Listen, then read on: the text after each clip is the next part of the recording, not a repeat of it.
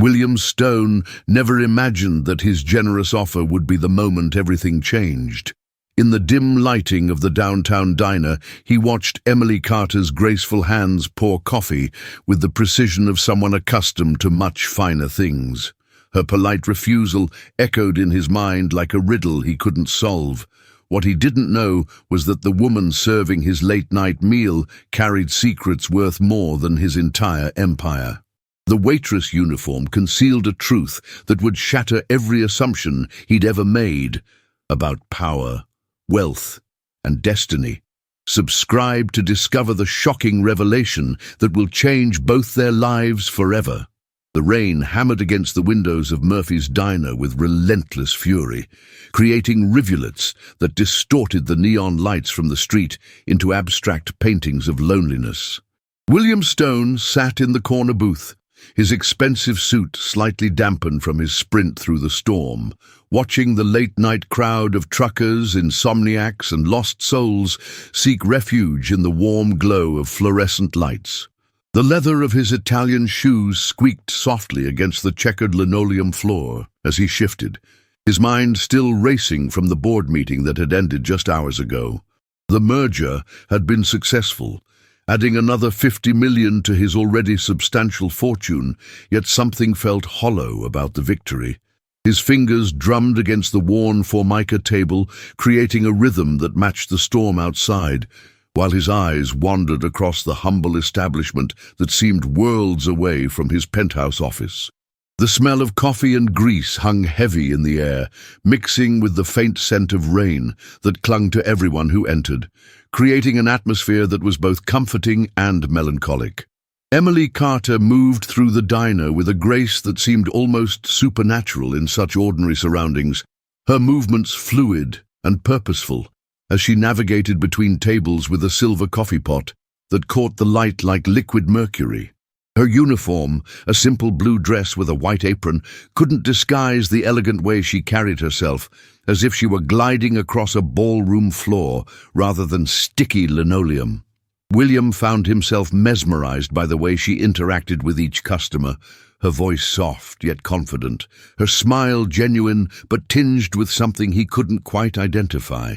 There was a mystery in her dark eyes, a depth that suggested experiences far beyond the confines of this small-town diner, and when she approached his table, he felt an inexplicable shift in the air around them. Her presence commanded attention without demanding it, and as she poured his coffee with steady hands, he noticed the way the steam rose between them like a veil, creating an intimate moment in the midst of the bustling restaurant. The simple act of serving coffee became something almost ceremonial, charged with an energy that made his pulse quicken and his business-trained mind struggle to categorize what he was experiencing. The conversation began innocuously enough, with William complimenting the coffee and Emily responding with professional courtesy. But as the minutes passed, he found himself drawn into a dialogue that revealed layers of intelligence and sophistication that seemed incongruous with her surroundings.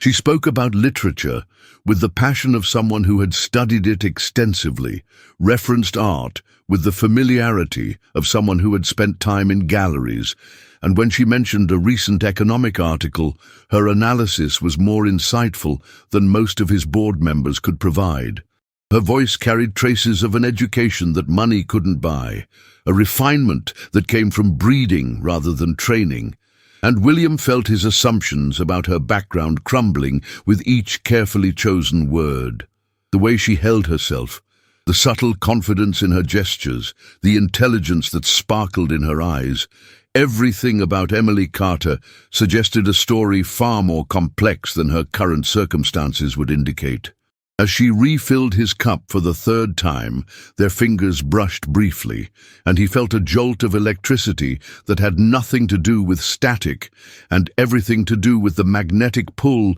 of someone who defied every expectation he had ever held about class, status, and the natural order of things. The offer came spontaneously, born from a combination of genuine admiration and the businessman's instinct to acquire talent wherever he found it, and William heard himself speaking before his rational mind could intervene. He told her about his company, about the opportunities available for someone with her obvious intelligence and poise, painting a picture of a future that included executive training, substantial salary increases, and the chance to work in the gleaming towers of corporate success. His words flowed with the practiced ease of someone accustomed to making deals, sweetening the proposition with details about benefits, stock options, and the kind of lifestyle that his money could provide.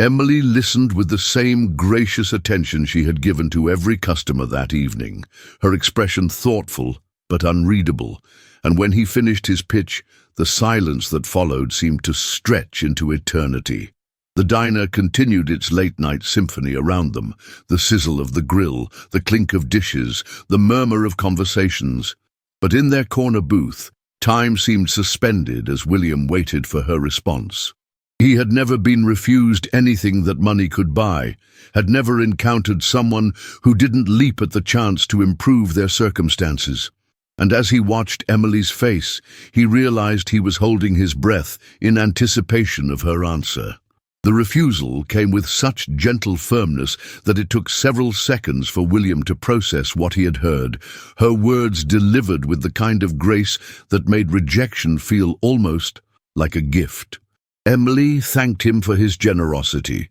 acknowledged the opportunity he was offering, but explained with quiet dignity that she was content with her current situation and had no desire to change her circumstances. Her tone held no trace of false modesty or hidden agenda, no suggestion that she was angling for a better offer or playing hard to get, and William found himself staring at her in genuine bewilderment. In his world, everyone had a price, everyone wanted more than they had, and the idea that someone would voluntarily choose to remain a waitress when offered a path to wealth and status challenged everything he believed about human nature. The way she delivered her refusal, with such poise and certainty, suggested that she was declining not from fear or lack of ambition, but from a position of strength that he couldn't begin to understand. As she moved away from his table to attend to other customers, William sat in stunned silence,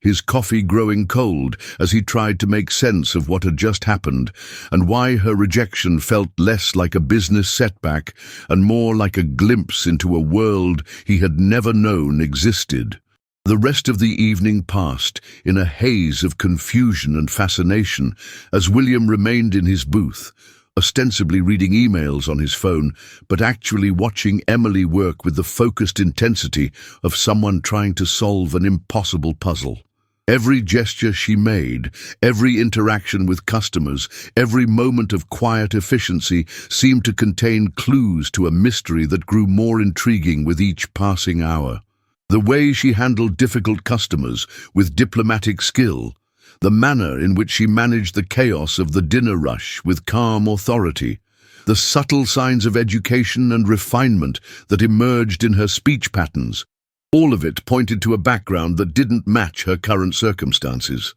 When she finally approached his table with the check, William found himself studying her face with the intensity of an art collector examining a masterpiece, searching for answers to questions he couldn't even properly formulate. The transaction was completed with professional courtesy, but as Emily walked away for the final time that evening, William knew that this encounter had changed something fundamental in his understanding of the world, leaving him with a hunger for answers that no amount of money could satisfy and a certainty that their paths would cross again. Subscribe to uncover the truth that will turn everything William believes about power and privilege completely upside down. The sleepless night that followed stretched endlessly before William as he paced the marble floors of his penthouse, the city lights below creating a tapestry of illumination that usually brought him comfort, but now seemed to mock his restless energy.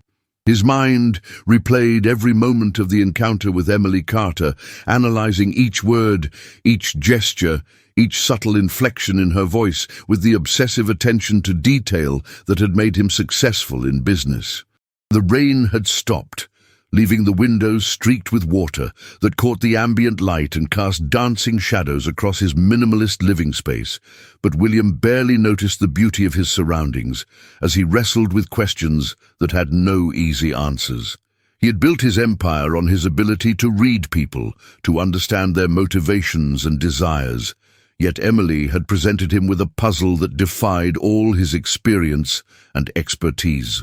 The memory of her graceful refusal haunted him, not because his ego was bruised, but because it suggested the existence of a reality he had never considered. A world where his wealth and influence held no power, where someone could look at everything he offered and find it wanting. The very foundation of his worldview had been shaken by a waitress in a small diner, and the implications of that realization sent tremors through his carefully constructed sense of self. Morning brought no relief from his obsession, and William found himself cancelling meetings and rearranging his schedule with the single-minded determination of a man possessed by an idea he couldn't abandon. His assistant, Margaret,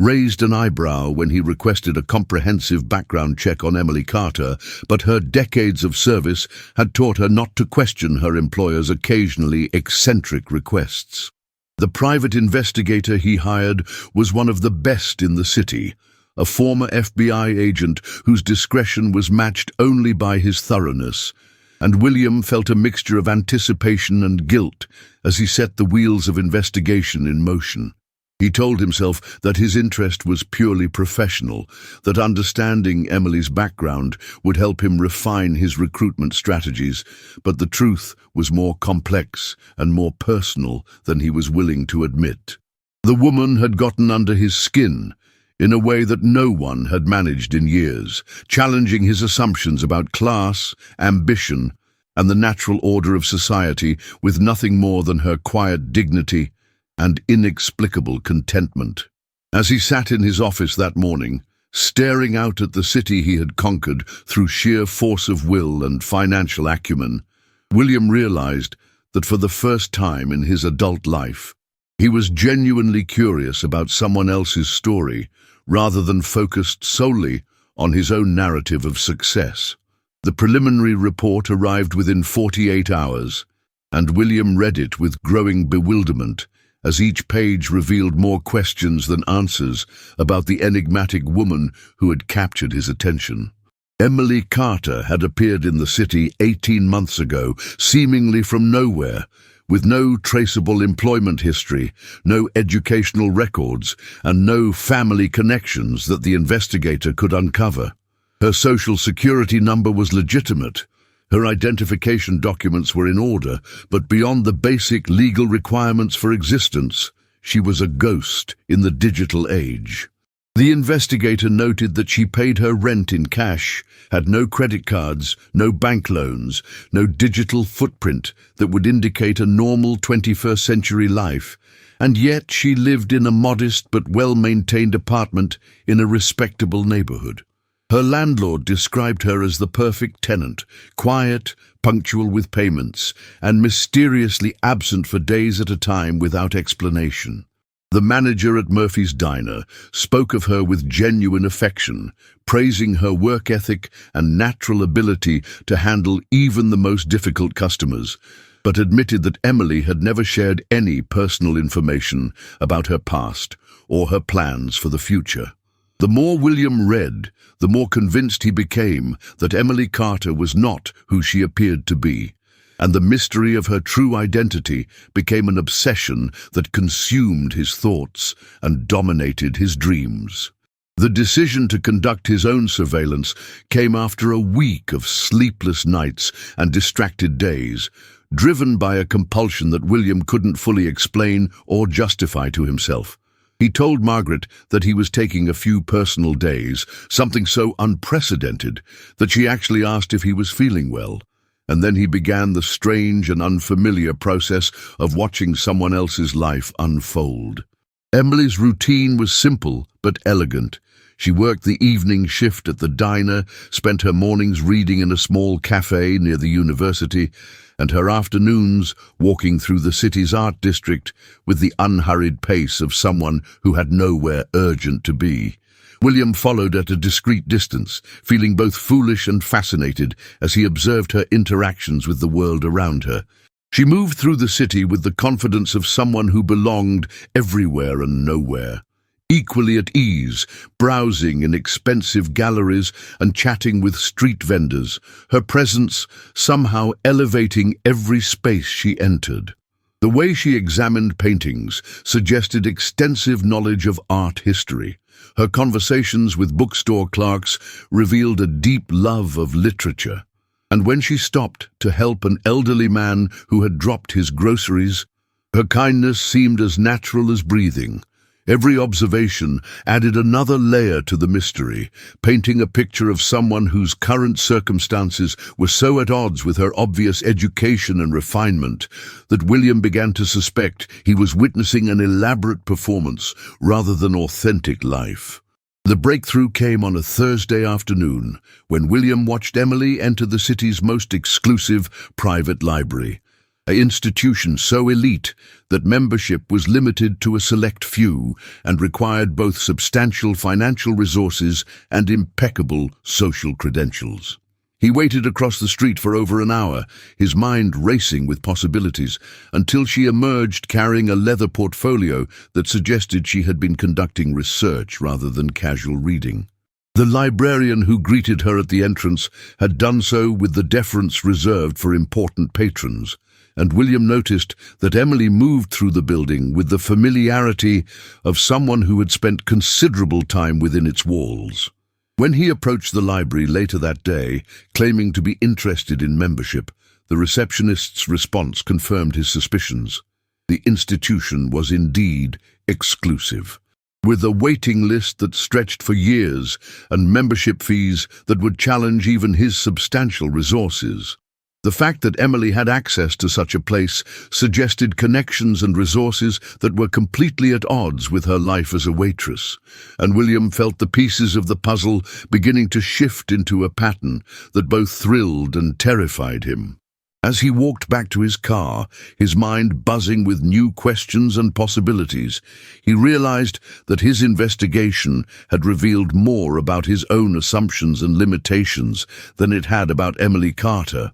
And the woman who had refused his job offer was becoming more intriguing and mysterious with each passing day. The evening found William back at Murphy's diner, ostensibly for dinner, but actually to observe Emily in her professional environment, with his newfound knowledge coloring every interaction. She moved through her duties with the same grace and efficiency he had noticed before, but now he saw additional layers in her performance. The way she handled difficult customers with diplomatic skills that suggested extensive experience in conflict resolution, the manner in which she managed the restaurant's chaos with organizational abilities that would be valuable in any corporate setting, and the subtle signs of education and breeding that emerged in her speech patterns and body language. When she approached his table with her usual professional smile, William felt the weight of all his unanswered questions pressing against his chest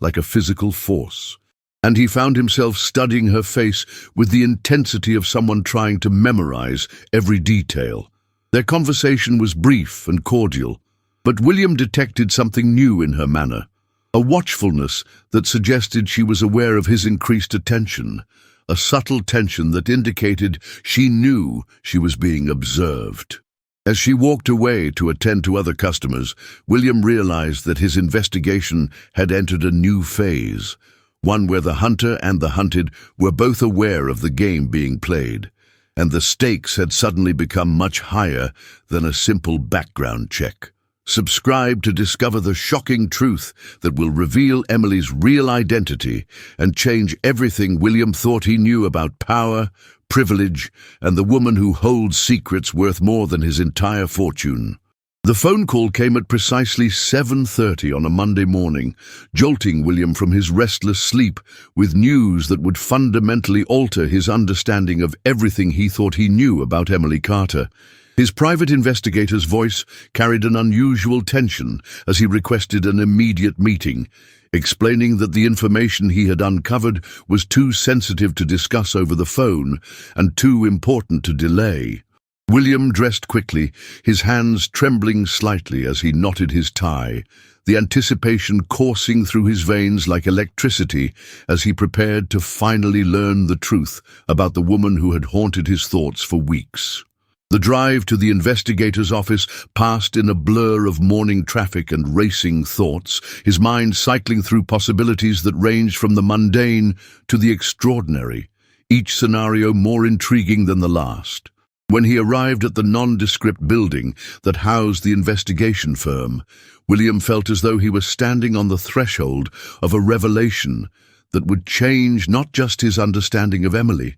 but his entire perception of the world around him. The investigator's office was spartanly furnished, with filing cabinets lining the walls and a single desk dominated by stacks of documents that seemed to pulse with hidden significance, and as William settled into the uncomfortable chair across from the man who held the answers to his questions, he realized that some truths were more powerful than any fortune he had ever accumulated. The folder that the investigator placed before him was thick with documents, photographs, and legal papers that painted a picture so extraordinary that William initially refused to believe what he was seeing. Emily Carter was not her real name. She was actually Emily Whitmore, the sole heir to the Whitmore Foundation, a charitable organization that controlled assets worth over $3 billion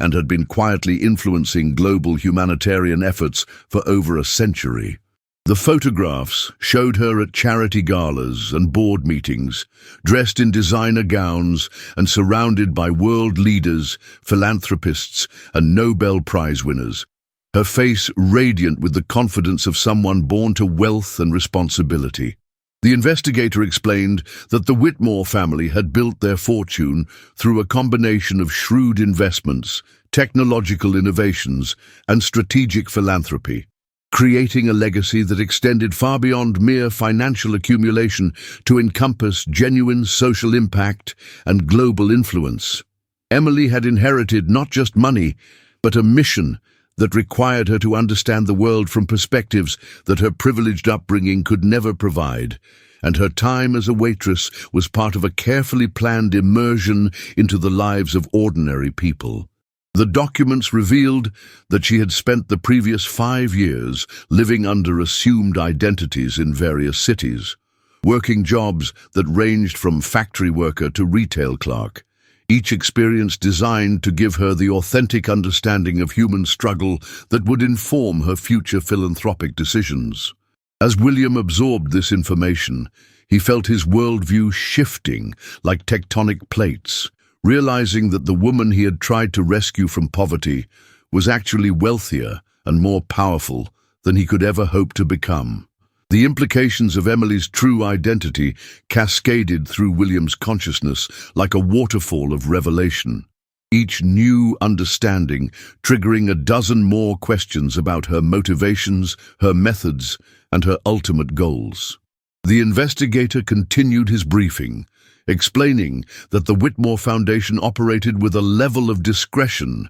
that made his own business dealings seem transparent by comparison, funding everything from medical research to educational initiatives to environmental conservation projects without seeking public recognition or acclaim. Emily's grandfather had established the foundation with the explicit requirement that each heir must spend a minimum of 5 years living among the people they would eventually serve, experiencing firsthand the challenges and struggles that their wealth could help address. The photographs in the file showed Emily in various disguises and roles, as a teacher in rural communities, as a healthcare worker in urban clinics, as a factory worker in industrial towns, each identity carefully crafted to provide authentic experiences that would shape her understanding of human need and social justice. William realized that her refusal of his job offer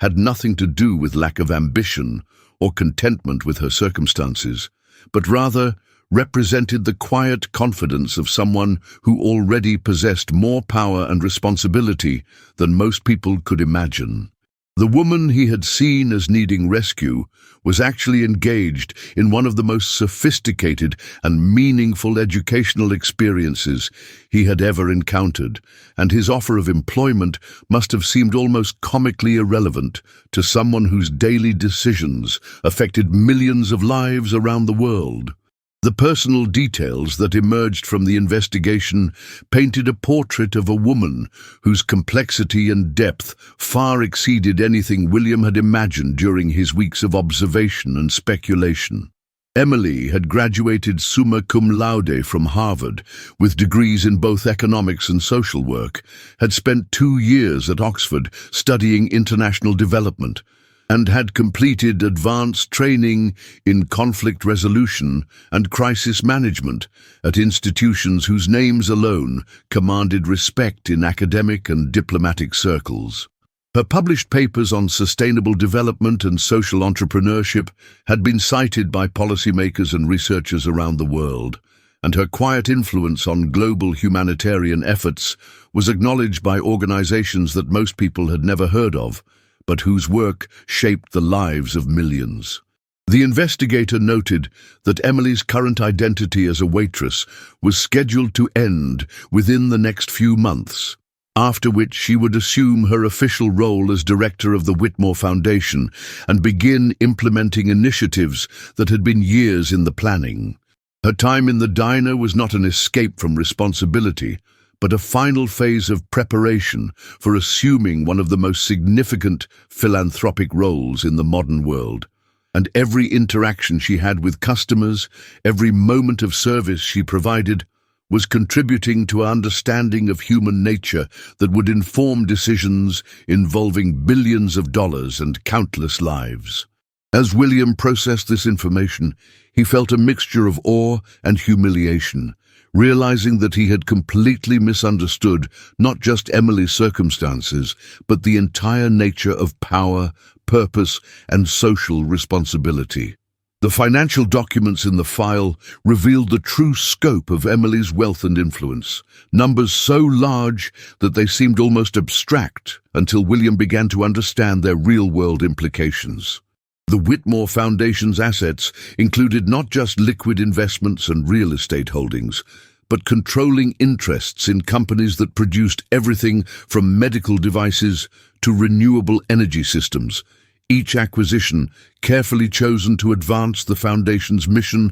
of improving human welfare and environmental sustainability. Emily's personal trust fund, separate from the Foundation's resources, was worth more than William's entire business empire, but the investigator noted that she had never accessed these funds for personal use, instead living on the modest wages from her various assumed identities. Her commitment to understanding life from the perspective of those she would serve was so complete that she had voluntarily embraced genuine financial hardship, experiencing the stress and uncertainty that came with living paycheck to paycheck, despite having access to virtually unlimited resources. The investigators' research had uncovered evidence of Emily's anonymous charitable giving even during her time as a waitress. Small donations to local food banks, payments of medical bills for struggling families, scholarships quietly funded for deserving students,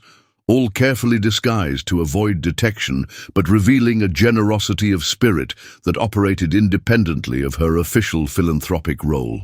William realized that while he had been building his fortune through aggressive business practices and strategic acquisitions,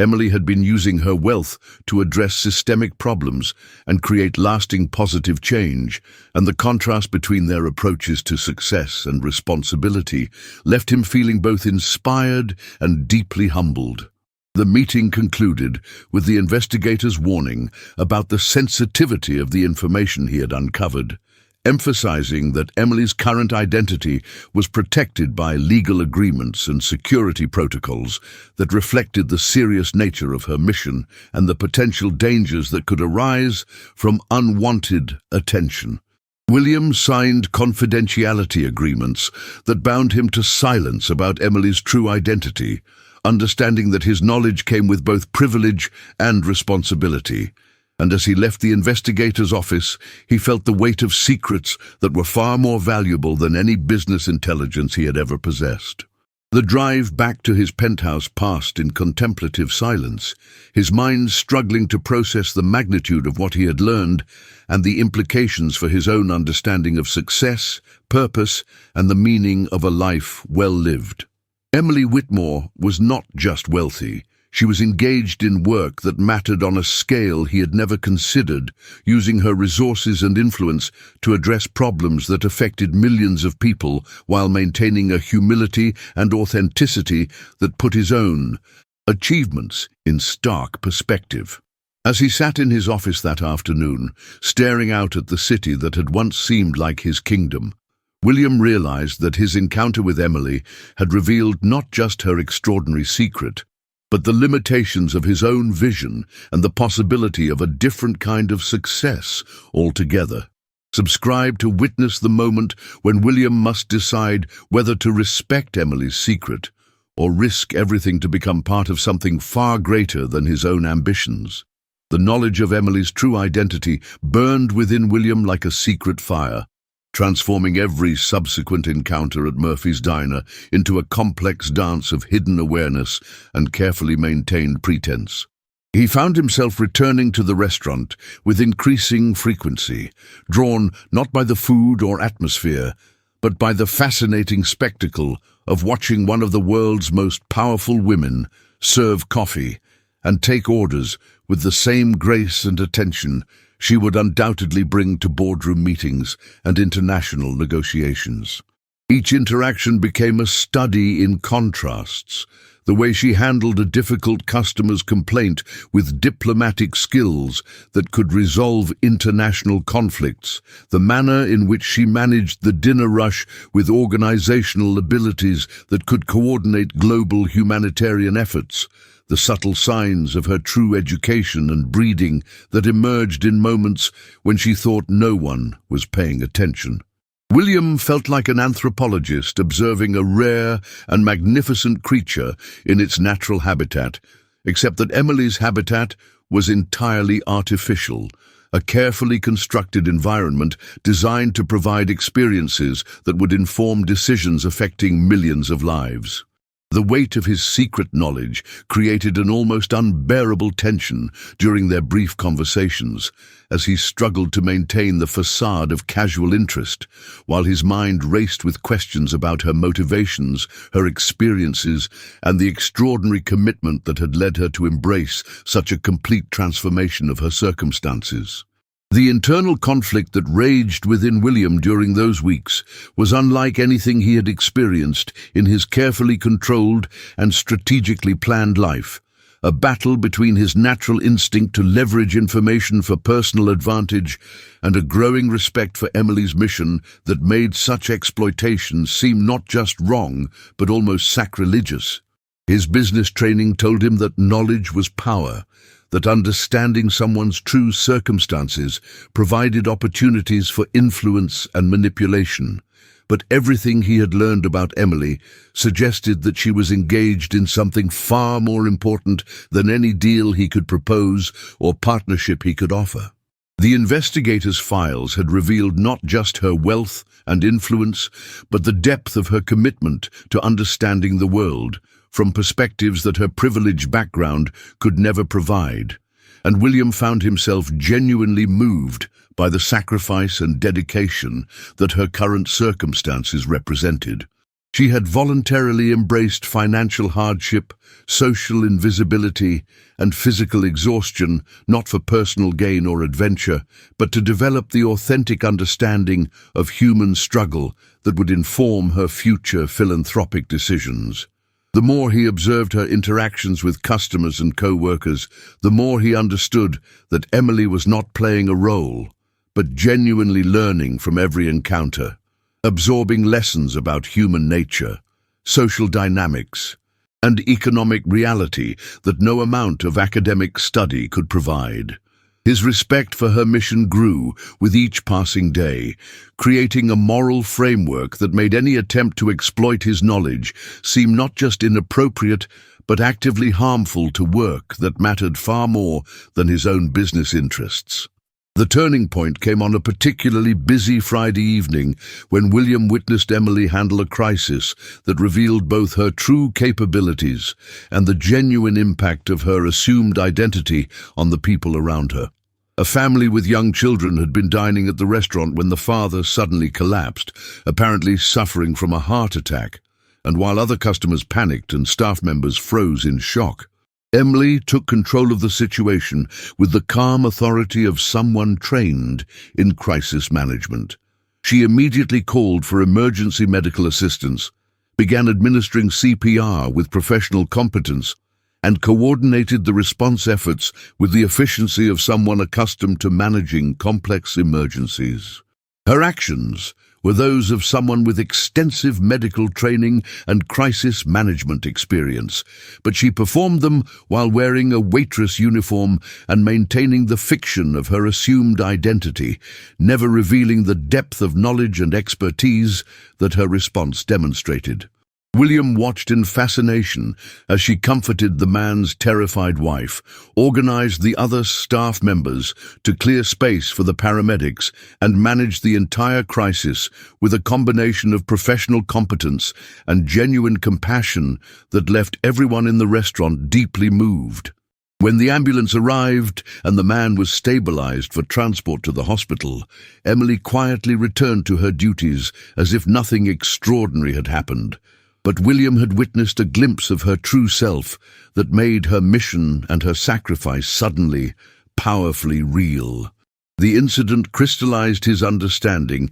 that Emily's time as a waitress was not an elaborate game or social experiment, but a genuine commitment to understanding the world from the perspective of those she would serve, and her willingness to maintain her cover, even in moments of crisis, demonstrated a dedication to her mission that commanded his deepest respect. The decision to approach Emily directly came after days of internal struggle, driven by a growing conviction that his knowledge of her true identity created an obligation to either respect her mission completely or find a way to contribute to it meaningfully. William spent hours crafting his approach, understanding that any misstep could not only end their tentative connection, but potentially compromise work that was far more important than his personal curiosity or romantic interest. He chose a quiet Tuesday evening when the diner was nearly empty,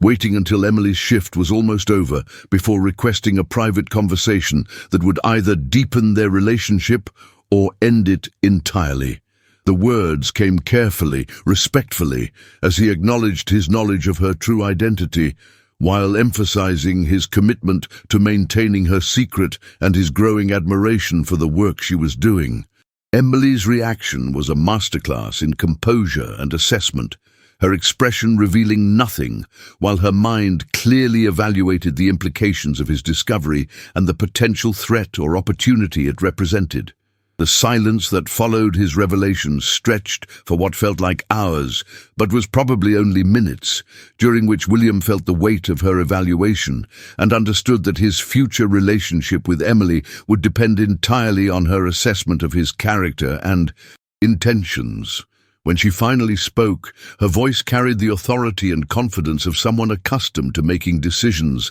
that affected millions of lives, but also a vulnerability that suggested his knowledge had created a new dynamic between them that would require careful navigation. Her response was measured and thoughtful, acknowledging his discovery while making it clear that any future interaction would depend on his ability to respect both her mission and the boundaries that her work required. And William realized that he was being offered not just the chance to know Emily Whitmore, but the opportunity to understand a completely different approach to wealth, power, and social responsibility.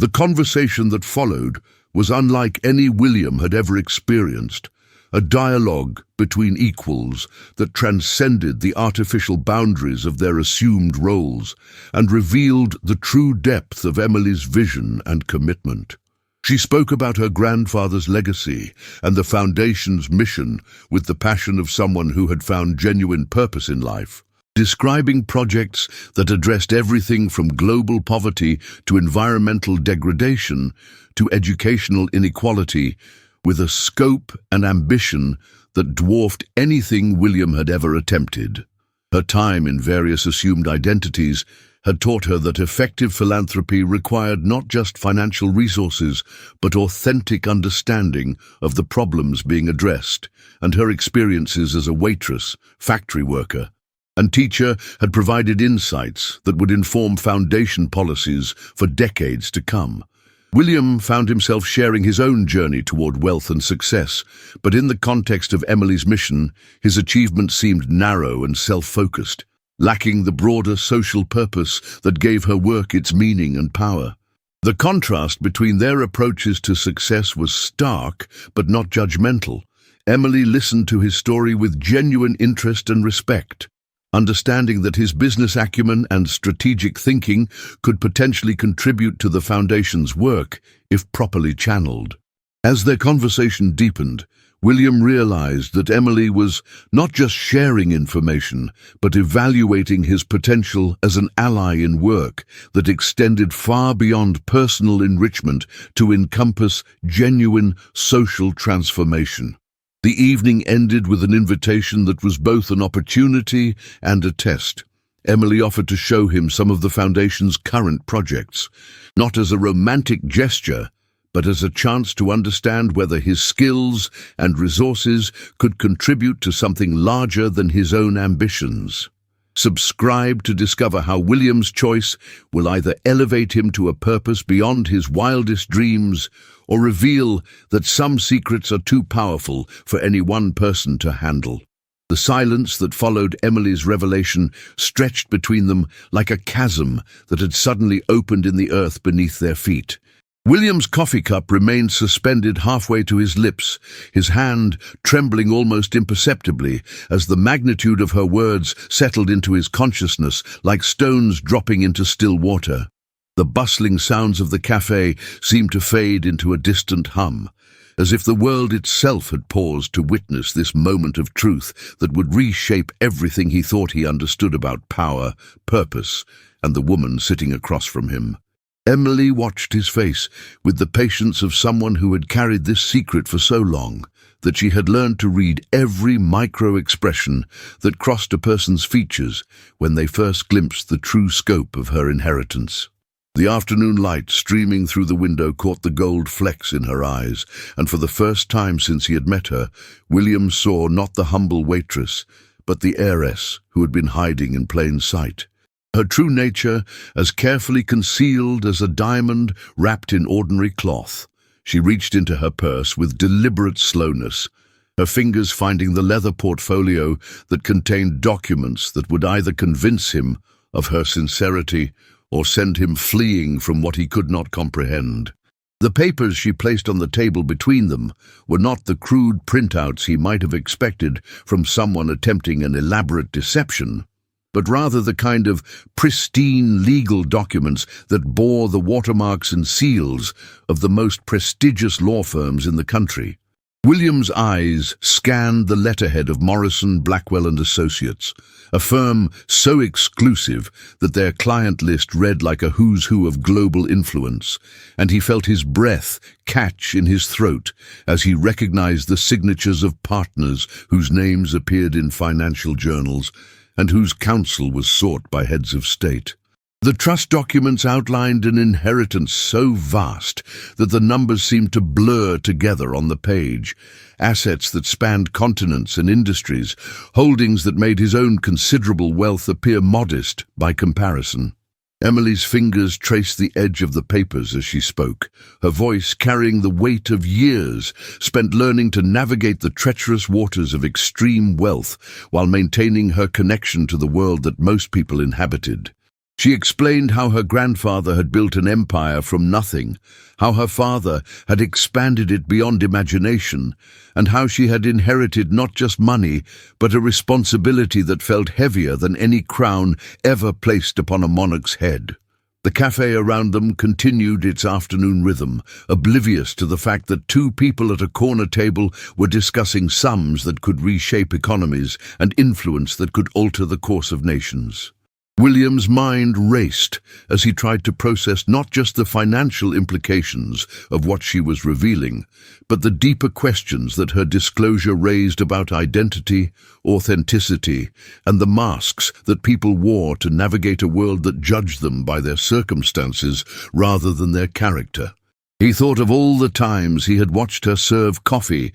with genuine warmth, had seen her remember the preferences of regular customers, had witnessed her treat every person who walked through the cafe doors with the same respect and attention, regardless of their apparent station in life. The realization that she had chosen to work in service while possessing the means to buy the entire building, the block, perhaps the entire neighborhood, struck him as either the most profound act of humility he had ever encountered or the most elaborate performance ever staged. Emily seemed to read his thoughts in the furrow of his brow, the way his fingers drummed against the table, the slight shake of his head as if he were trying to wake himself from a dream that felt too strange to be real. She leaned forward slightly, her voice dropping to barely above a whisper as she began to explain the why behind her choices, the reasoning that had led her to trade silk for aprons,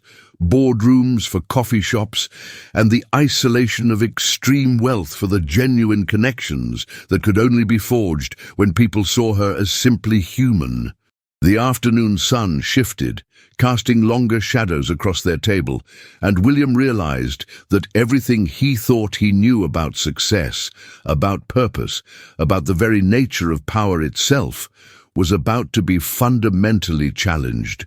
The weight of her revelation settled over him like a heavy blanket, and William found himself studying Emily's face with new eyes, searching for signs of the heiress beneath the waitress persona, wondering how he had missed the subtle indicators of her true background. There was something in the way she held herself, he realized now, a quiet confidence that he had attributed to natural poise, but which he now understood came from a lifetime of knowing that she possessed resources beyond most people's imagination. Her hands, which he had noticed were soft despite her work, suddenly made sense when he considered that her time at the cafe was a choice rather than a necessity, that she could walk away at any moment and return to a world of luxury that most people only glimpsed in magazines or movies. The irony was not lost on him that he, who prided himself on his ability to read people and situations,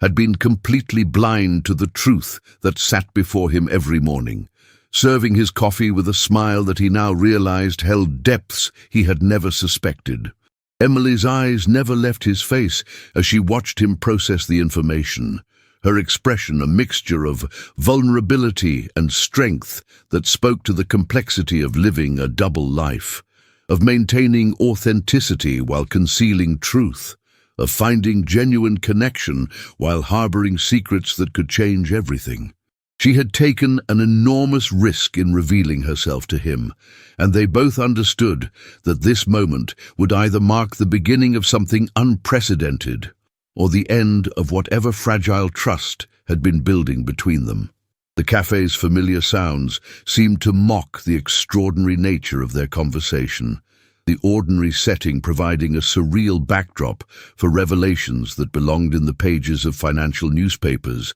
rather than whispered over cooling coffee cups. As the implications of her disclosure continued to unfold in his mind, William felt a strange mixture of awe and uncertainty that made him question not just his assumptions about Emily, but his entire understanding of wealth, power, and the responsibilities that came with both. He had built his fortune through determination, intelligence, and no small amount of luck, but he had always known where he came from, had always been aware of his journey from modest beginnings to considerable success. Emily's path was different, marked by inheritance rather than achievement, by the burden of managing resources she had never asked for, rather than the satisfaction of building something from nothing. The documents before him told a story of trusts and foundations, of charitable giving on a scale that dwarfed most government programs, of a young woman who had inherited not just wealth,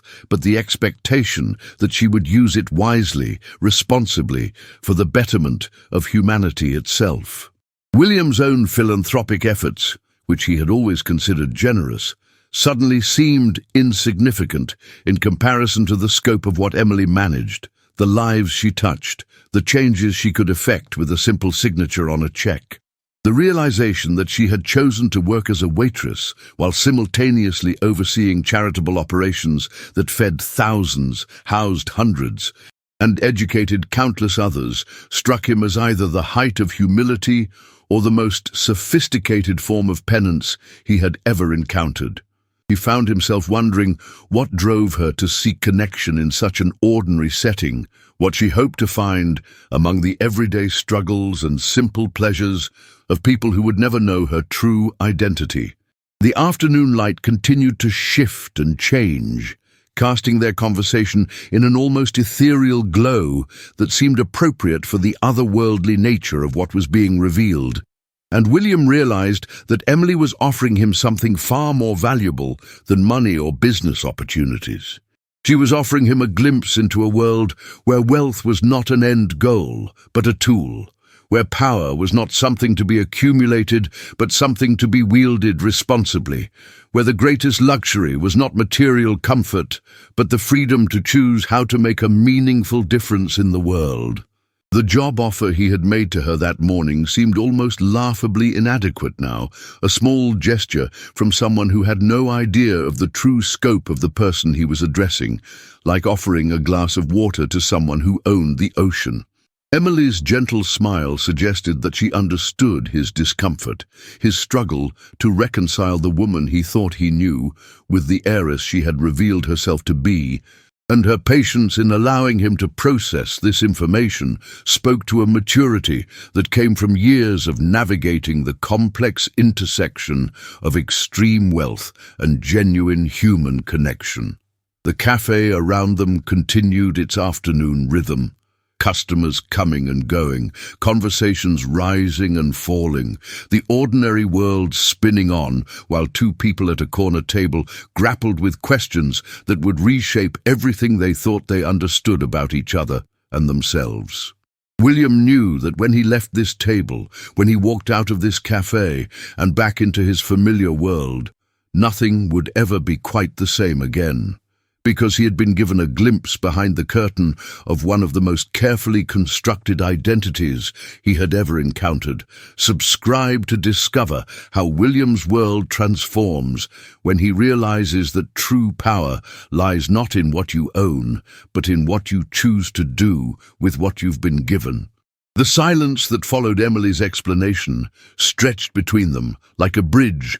that neither was quite ready to cross, heavy with implications that reached far beyond the confines of their small table in the corner of a cafe that suddenly felt too ordinary to contain the magnitude of what was being discussed. William's hands moved restlessly across the documents, his fingers tracing the embossed seals and watermarks, as if physical contact might help him better understand the reality they represented. The vast network of holdings and responsibilities that Emily carried with the same quiet grace she brought to serving coffee and remembering customers' names. The afternoon sun had shifted lower in the sky, casting longer shadows that seemed to emphasize the weight of the moment, the way that revelation could transform not just understanding, but the very fabric of reality itself. Emily watched him with the patience of someone who had learned that truth, once revealed, needed time to settle into the consciousness of those who received it,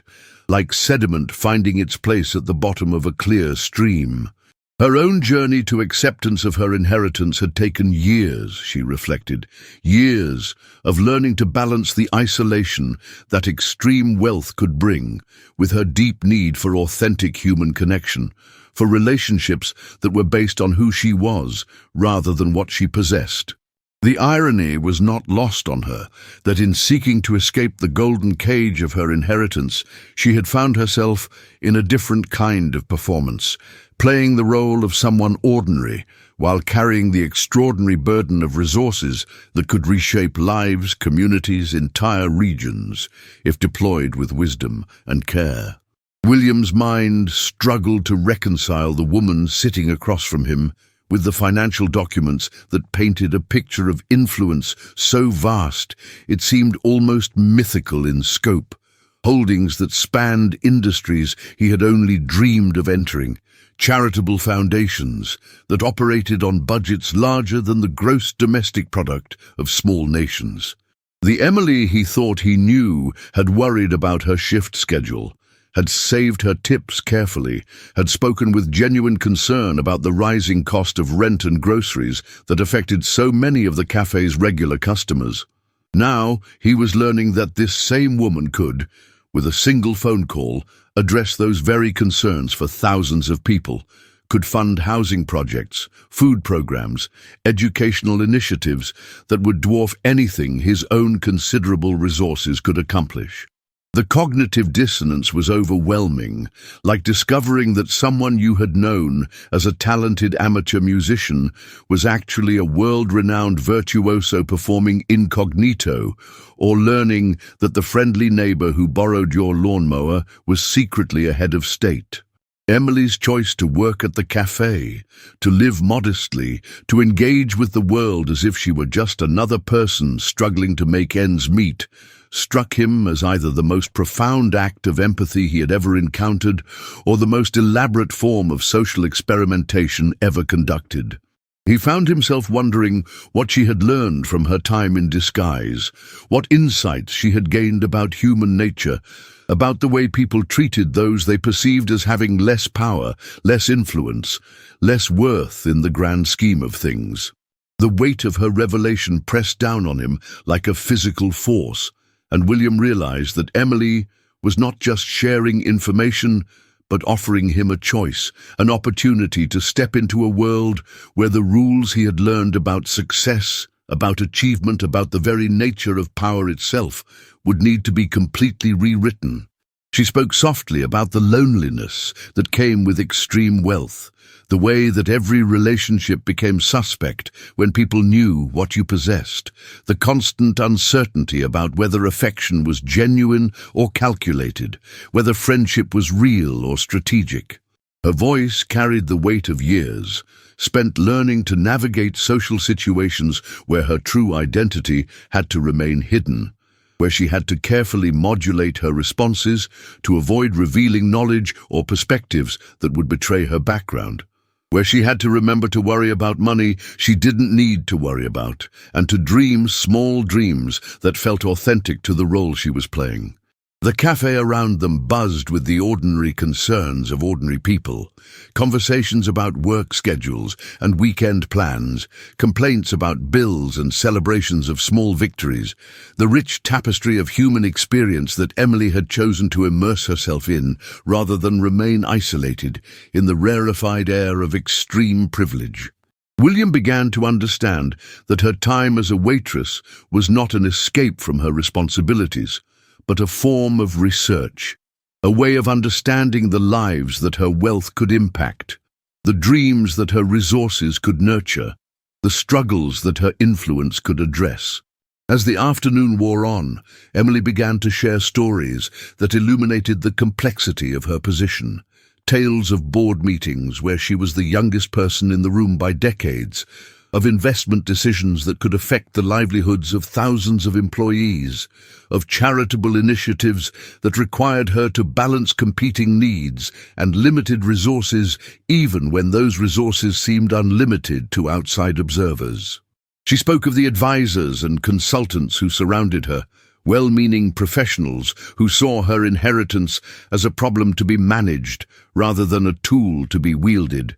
who focused on preservation and growth rather than the more challenging questions of purpose and impact. William listened with growing fascination as she described the careful dance she performed between the expectations of her role as an heiress and her desire to remain connected to the world that most people inhabited, the way she had to compartmentalize her life to maintain both authenticity and secrecy. The documents on the table between them represented not just wealth, but responsibility, not just opportunity, but obligation. And he began to understand why she had chosen to reveal herself to him, why his simple job offer had triggered such a profound response. She was not just declining his employment opportunity, she was offering him something far more significant, a chance to understand wealth not as an end goal, but as a means to an end, power not as something to be accumulated,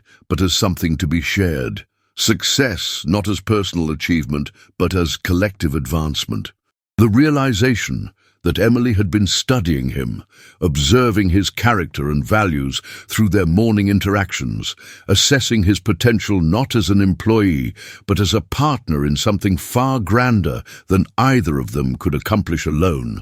struck William with the force of a revelation that changed everything he thought he understood about their relationship. Her questions about his business, her interest in his philanthropic efforts, her gentle probing about his values and motivations, suddenly took on new meaning when viewed through the lens of her true identity and the resources at her disposal. She had not been making small talk or showing polite interest. She had been conducting an interview of sorts, evaluating whether he possessed the character and vision necessary to be trusted with knowledge that could transform not just his own life, but the lives of countless others. The weight of that assessment, the responsibility that came with passing whatever test she'd been administering, felt both exhilarating and terrifying in its implications. William found himself wondering what she had seen in him that had prompted her to take such an enormous risk, what qualities she had observed that suggested he might be worthy of her trust, capable of handling the kind of power and responsibility that her revelation implied. The afternoon light continued to shift and change, casting their conversation in an almost surreal glow that seemed appropriate for the extraordinary nature of what was being discussed. And he realized that Emily was offering him not just knowledge, but partnership, not just information, but transformation. The cafe's familiar rhythms continued around them, the ordinary world spinning on, while two people at a corner table grappled with questions that would reshape everything they thought they understood about wealth, power, and the responsibilities that came with both. And William knew that whatever decision he made in the next few moments would determine not just his own future, but his fundamental understanding of what it meant to live a life of purpose and meaning. Emily's eyes held his with an intensity that spoke to the magnitude of what she was offering, the trust she was placing in him, the faith she was showing in his character and potential, and he realized that she was not just revealing her secret, but inviting him to become part of something larger than either of them could imagine. Something that would require him to expand his definition of success beyond anything he had previously considered possible. The documents on the table between them seemed to pulse with potential, with the promise of impact that could reach far beyond the boundaries of traditional business success, and William understood that Emily was offering him the chance to discover what true power looked like when it was wielded not for personal gain, but for the betterment of humanity itself. Subscribe to witness how a simple conversation in a cafe becomes the catalyst for a partnership that will challenge everything William believes about wealth, power, and the true meaning of success.